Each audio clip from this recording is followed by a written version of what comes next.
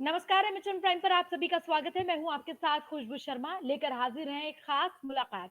खास मुलाकात इसलिए क्योंकि दिल्ली में रहते हैं, दिल्ली लोगों का दिल है। दिल्ली के लोगों की बहुत सारी समस्याएं हैं जिनका समाधान कई बार हो चुका है और कुछ ऐसी समस्याएं हैं जिनका समाधान अभी भी होना बाकी है। तो जानते हैं आज हमारे साथ इस खास बातचीत में जुड़े हुए हैं साउथ दिल्ली के महापौर हैं, मेयर हैं मुकेश सूर्यान जी हमारे साथ जुड़े हुए हैं।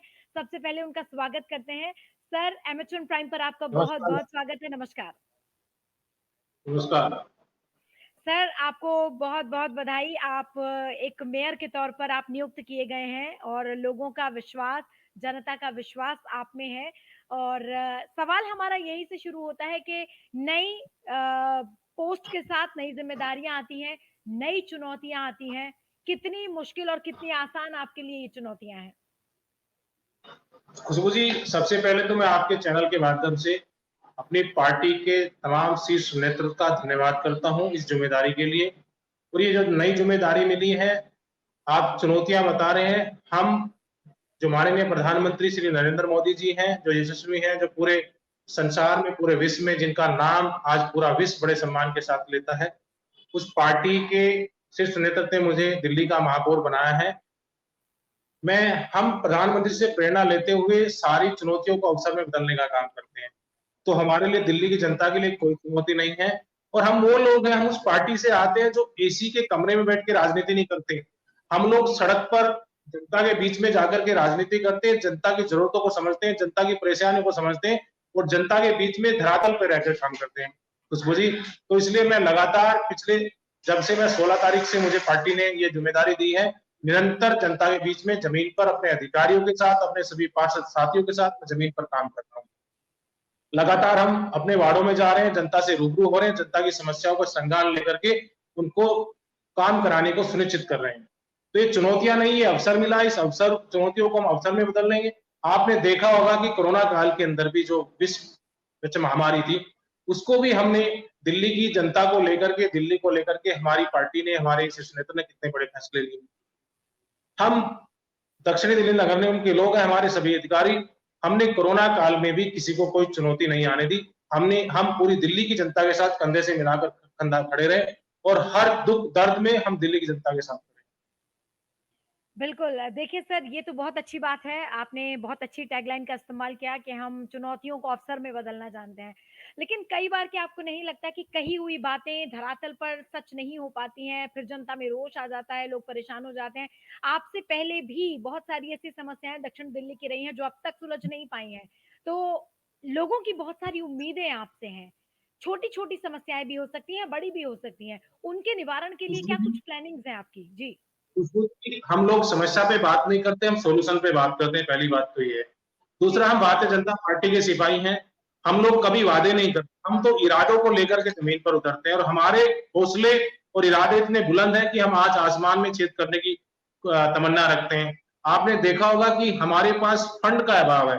एक सरकार बैठी है दिल्ली में जिसकी नैतिक जिम्मेदारी बनती है कि निगम सुचारू रूप से चले, निगम अच्छा चले, वो संविधान की कसम खाकर भी, और वो जो जहां वो रहते हैं उनके सामने भी बाबा साहब की प्रतिमा लगी हुई है।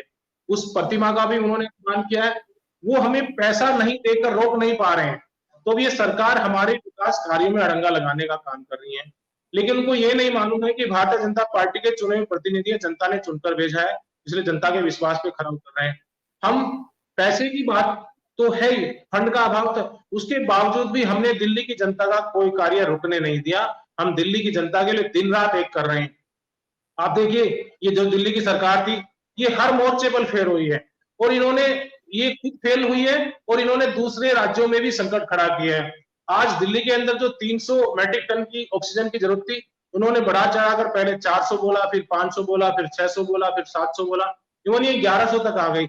आज सुप्रीम कोर्ट ने भी इनके मुंह पर तमाचा मारा है और मैं कहता हूं आपके चैनल के माध्यम से, इस सरकार के मुख्यमंत्री पर हत्या का केस दर्ज होना चाहिए।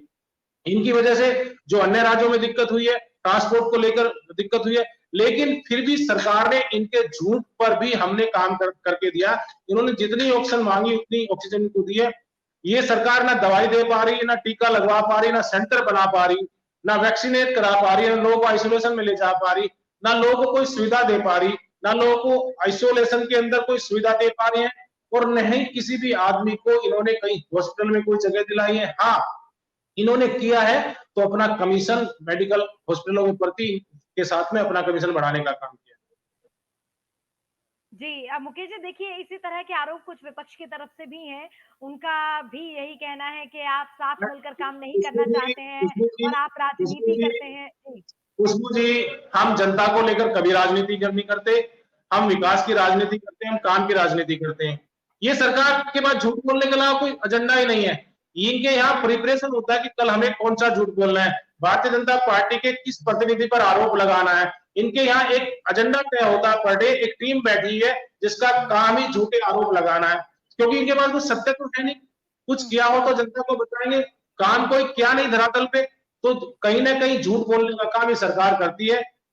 आप देखिए, आज किसी भी अस्पताल में कोई वेंटिलेटर ये नहीं दे पाए, कहीं ये बेड नहीं दे पाए, लोगों को भर्ती नहीं करा पाए, लोगों को सुविधा नहीं दे पाए। कोरोना काल के अंदर जो प्रधानमंत्री जी जो राशन दे रहे हैं, उस पर भी इतनी घटिया राजनीति ये सब लोग कर रहे हैं कि उस पर भी मुख्यमंत्री का फोटो चिपका करके उसको जनता के बीच में ले जाने का काम कर रहे हैं। आज 80 करोड़ लोगों को भारत सरकार राशन दे रही है। सरकार को, दिल्ली सरकार को भी आगे आना चाहिए था। अगर नहीं दे पा रही थी, जो राशन सरकार ने दिया है, भारत सरकार ने दिया है, कम से कम उसकी व्यवस्था तो सुचारू रूप से करें। ये राज्य सरकार की जिम्मेदारी है। जब लॉकडाउन लगाया गया तो माननीय मुख्यमंत्री जी ने बोला कि हमें भी कोई अधिकार मिलने चाहिए, हमारे पास तो कोई अधिकार नहीं है। केंद्र सरकार ने इनको अधिकार दिया, लेकिन उस अधिकार को भी ये नहीं कर पाए। फिर वैक्सीनेशन की बात आई, मुख्यमंत्री जी बोले कि हमें भी कोटा मिलना चाहिए, हम राज्य के मुख्यमंत्री हैं, हमारे भी कुछ अधिकार होते हैं। सरकार ने इनको बोला कि 18 से 44 का टीकाकरण आप कराइए, ये सरकार वहां भी फेल हो गई है। इन्होंने एक दवाई का ऑर्डर नहीं दिया, कोई इंजेक्शन नहीं खरीदा।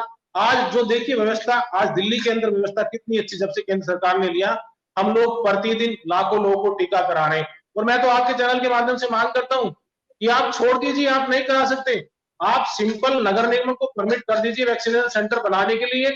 हम 3 महीने के अंदर पूरी दिल्ली को टीकाकरण लगा करके, सबको टीका लगा करके फ्री कर देंगे, और दिल्ली के अंदर से जो कोरोना की दहशत है उस पर हम कोरोना भर के टूट पड़ेंगे। जी, बहुत अच्छी बात यहाँ आपने कही।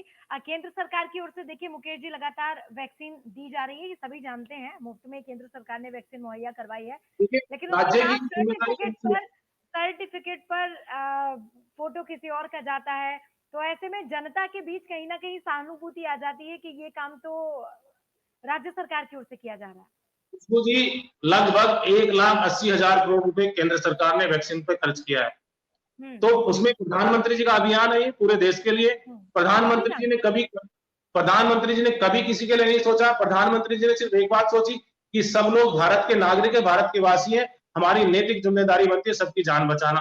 तो मुख्यमंत्री जी उस पर अपना फोटो क्यों लगवाना चाहते हैं?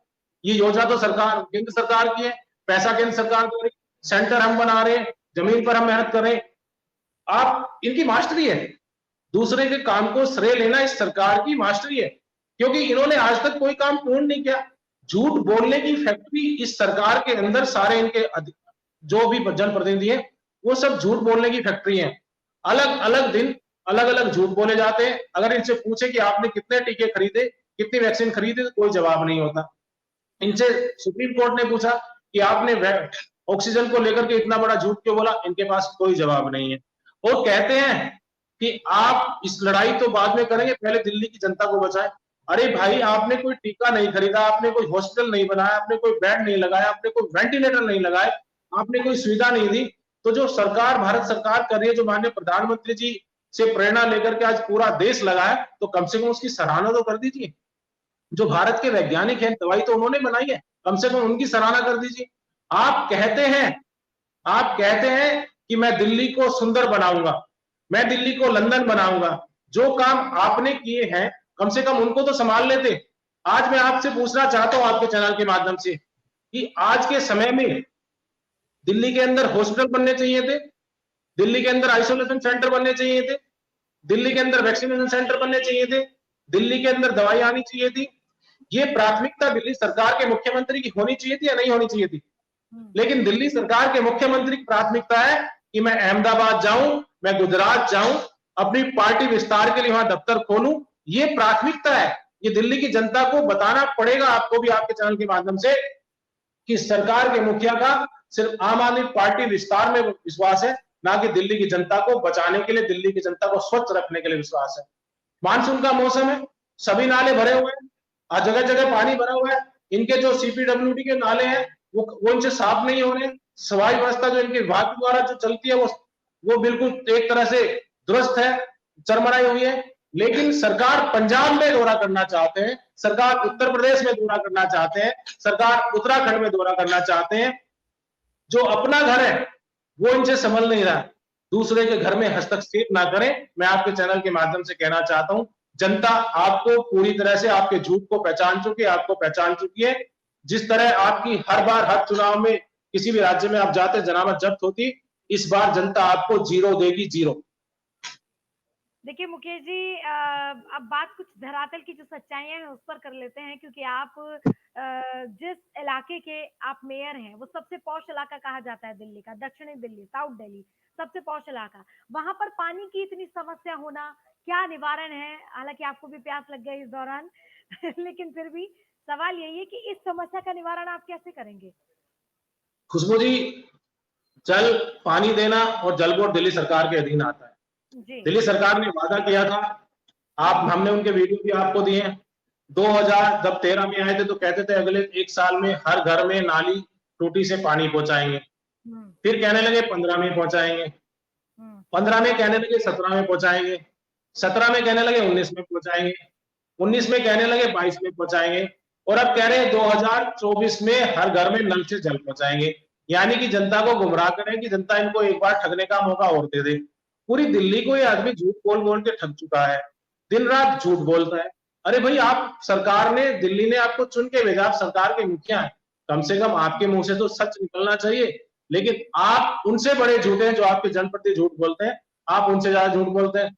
हम जो विभाग हमारे अंडर में आते हैं, जो हमारे अधिकार क्षेत्र में, हम पैसा नहीं होते हुए भी दिल्ली की जनता के हर विश्वास पर खरे उतर रहे हैं। जी, 2 सवाल अब मेरे हैं सर आपसे, बहुत छोटे सवाल हैं, ज्यादा बड़े नहीं हैं। लेकिन सबसे पहला सवाल, तीसरी लहर की चिंता हर जगह बनी हुई है। दिल्ली को कोरोना मुक्त बनाना है, पूरे देश को कोरोना मुक्त बनाना है, और इसको लेकर मोदी जी का जो विजन है उसको कैसे लागू करेंगे आप अपने इलाके में, कि आपका इलाका हो या आसपास के इलाके या पूरी दिल्ली कैसे तीसरी लहर का सामना करेगी? जब मैं मेयर बनने से पहले मैंने 3 बार मुख्यमंत्री जी को आग्रह किया था, और हम आज की डेट में साउथ दिल्ली में लगभग 75 वैक्सीनेशन सेंटर पे काम कर रहे हैं। उसमें से 45 हमारे डिस्पेंसरी वगैरह हैं, उसको दिल्ली सरकार बंद करना चाहती है। दिल्ली सरकार ने एक मुहिम चलाई, हर बूथ पर हम वैक्सीनेट करेंगे, लेकिन कहीं काम ही नहीं हो रहा है। जितनी भी आज काम कर रहे हैं साउथ दिल्ली के अंदर और दक्षिण दिल्ली नगर निगम का स्टाफ, हमारे जो व्यवस्थाएं हैं, हमारे जो इंफ्रा है, उसमें सारा लगा हुआ है। दिल्ली सरकार तो फेल हो गई। हम ये मांग करते हैं इनसे कि तीसरी लहर को हम आने नहीं देंगे। आप सिंपल हमें 2 लाइन का ऑथराइज दे दीजिए कि that you have been approved to do in your schools vaccination. हम नगर निगम के हर वार्ड में वैक्सीनेशन का सेंटर बना देंगे। हमारे पास स्कूल्स हैं, व्यवस्था है, आप सिंपल हमें अप्रूवल दे दीजिए, सो दैट हम अपने स्कूलों में वैक्सीनेशन सेंटर बना करके पूरी दिल्ली को 3 महीने में वैक्सीनेट करा करके तीसरी लहर से फ्री कर दें। तीसरी लहर को हम आने नहीं दें। लेकिन मुख्यमंत्री जी की मंशा कुछ और है, उनकी मंशा कुछ और है। वो नहीं चाहते दिल्ली के लोगों को टीका लगे, वो नहीं चाहते दिल्ली के लोग ठीक हो, क्योंकि उन्होंने आयुष्मान योजना लागू नहीं होने दी दिल्ली में। और आज मोहल्ला क्लिनिक कहाँ है इनके, जिसकी सबसे ज्यादा जरूरत थी। इतना बड़ा घोटाला इन्होंने मोहल्ला क्लिनिक के नाम पे किया है, लगभग 15,000 करोड़ रुपए का। तो आप देखिए कितना, जब वो होने चाहिए थे, जब उनमें डॉक्टर होने चाहिए, तो कोरोना काल के अंदर वो बंद थे। तो जनता इनको पहचान चुकी है और हम पूरी तरह से दिल्ली की जनता के साथ खड़े हैं। चलिए, एक आखिरी सवाल सर आपसे जानना चाहेंगे, शिक्षा को लेकर क्या बदलाव आप करेंगे? क्योंकि विपक्ष लगातार आरोप लगा रहा है कि जो स्कूल्स आपके अंडर आते हैं उसमें कोई काम नहीं हो रहा है, कोई बदलाव नहीं हो रहा है। इसको लेकर आप इस नीति में कैसे बदलाव करेंगे? क्योंकि इससे पहले आप शिक्षा समिति के अध्यक्ष भी रह चुके हैं, तो शायद जिम्मेदारी थोड़ी ज्यादा आपकी बनती है। मेरे पास इससे पहले ये विभाग था, और जब कोरोना पीरियड चल रहा था तब हमने 1,15,000 नए दाखिले करके एक विश्व रिकॉर्ड बनाया। जहां दिल्ली सरकार के 2.5 लाख बच्चे कम हुए, मैंने 1,15,000 नए दाखिले करके रिकॉर्ड बनाया था दिल्ली के अंदर। और दिल्ली के अंदर पहली बार हमारे पास इंफ्रा और पैसे की कमी होते हुए हमने 75% वर्चुअल क्लासें बच्चों के साथ की हैं। इवन दिल्ली के इतिहास में, आज तक के इतिहास में वर्चुअल मेगा पेटीएम लॉन्च करने वाले we were the first one. South MCD ने जुमा संभाल करके लगभग 15,000 अभिभावक को हमने उसमें जोड़ा था। हमने तो करके दिखाया। हम शिक्षा की क्रांति लेकर के आए थे, इन्होंने हमारे शब्दों को चुरा लिया। हमने जो शब्द दिए थे शिक्षा की क्रांति, इन्होंने उनको भी चुरा लिया। इन्होंने हमारे शिक्षा की क्रांति के शब्द को चुरा करके अपने नाम पर लेने का काम किया। लेकिन उससे पहले वो जनता के बीच में जा चुका था, सबको पता था शिक्षा की क्रांति लेकर के प्राइमरी एजुकेशन में दक्षिण दिल्ली नगर निगम मुकेश सुरयान लेकर के आया था। हम तो दो हाथ करना चाहते हैं। आप आइए हमारे स्कूल, हम दिखाते हैं आपको अपने बच्चों का टैलेंट, हम दिखाते हैं अपने स्कूलों के कमरे, हम दिखाते हैं अपने स्कूलों के नर्सरी क्लास के रूम।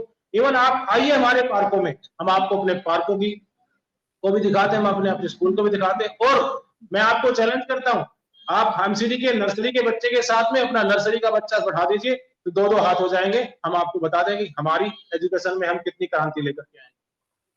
चलिए देखिए मुकेश जी, मुझे लगता है कि राजनीति इसी का नाम है, आरोप प्रत्यारोप का सिलसिला। आपसे बात होगी तो आप विपक्ष पर आरोप लगाएंगे, विपक्ष के किसी व्यक्ति से बात करेंगे तो वो आपके बारे में कुछ इस तरह की बातें बोलेगा। लेकिन जो सच्चाई है, वो जो जनता देखती है, वो काम देखती है, वो आपके द्वारा किए गए सभी काम, और उस काम को कभी भी जनता नकार नहीं सकती है। तो एक बार फिर से हम आपको बहुत बहुत बधाई देते हैं, और हम उम्मीद करते हैं कि जितनी बातें आज आपने हमारे इस प्लेटफॉर्म पर की हैं, जनता के लिए काम करने की, हम उम्मीद करते हैं कि आप उन वादों पर, उन दावों पर, उन बातों पर जरूर खरे उतरेंगे, और न सिर्फ साउथ दिल्ली के लोगों के लिए काम करेंगे, बल्कि उनके दिलों तक का रास्ता भी तय करेंगे। ऐसी कामना हम करते हैं। बहुत बहुत शुक्रिया सर हमारे साथ जुड़ने के लिए। दीजिए इजाजत। धन्यवाद।